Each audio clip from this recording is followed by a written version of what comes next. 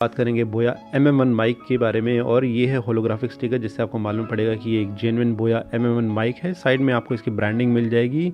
और दूसरी साइड की अगर मैं बात करूं तो वहाँ पर आपको इंपोर्टर की डिटेल मिल जाएगी। साथ में प्राइस मिलेगा लगभग जो लिखा हुआ है 4,500 रुपये, लेकिन ऑनलाइन बड़े आराम से आपको 2,500 रुपये तक में मिल जाएगा।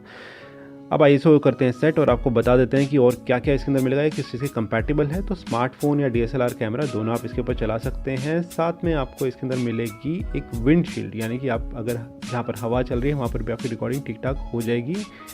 सबसे अच्छी बात मुझे जो लगी, इसके अंदर बैटरी कोई रिक्वायरमेंट नहीं है और बाकी स्पेसिफिकेशन आप पढ़ सकते हैं। अब बॉक्स को करते हैं ओपन और देखते हैं हमको बॉक्स के अंदर क्या क्या मिलने वाला है। सबसे पहले तो दर्शन हो जाते हैं हमारे को ये विंडशील्ड के। और अगर डब्बे से बाकी सारा सामान हम निकाल दें तो नीचे रखने पे आपको दिख जाएंगी और भी काफ़ी सारी चीज़ें। तो इसको एक एक करके हम देख लेते हैं।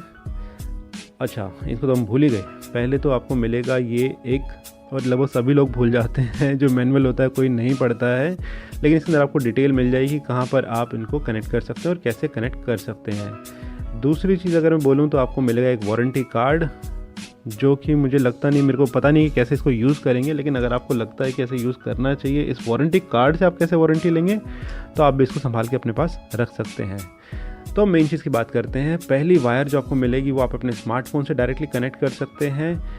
और दूसरी वायर की अगर बात करूँ तो ये है आपके DSLR के लिए।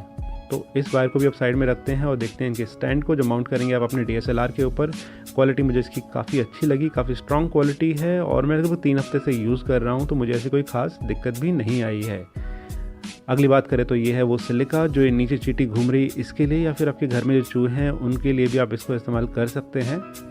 और ये है वो कवर, जिसको अगर आप माइक को एक बार लगा देंगे DSLR के ऊपर तो शायद आपको इस कवर की ज़रूरत ना पड़े तो आप रख सकते हैं। और ये है बोया का MM1 माइक, साथ में इसके विंडशील्ड ऊपर लगी हुई है और लगभग 2-3 हफ्ते से मैं इसको इस्तेमाल कर रहा हूँ। और आप ये जो इस टाइम वॉइस ओवर सुन रहे हैं ये भी इसी बोया MM1 माइक से है।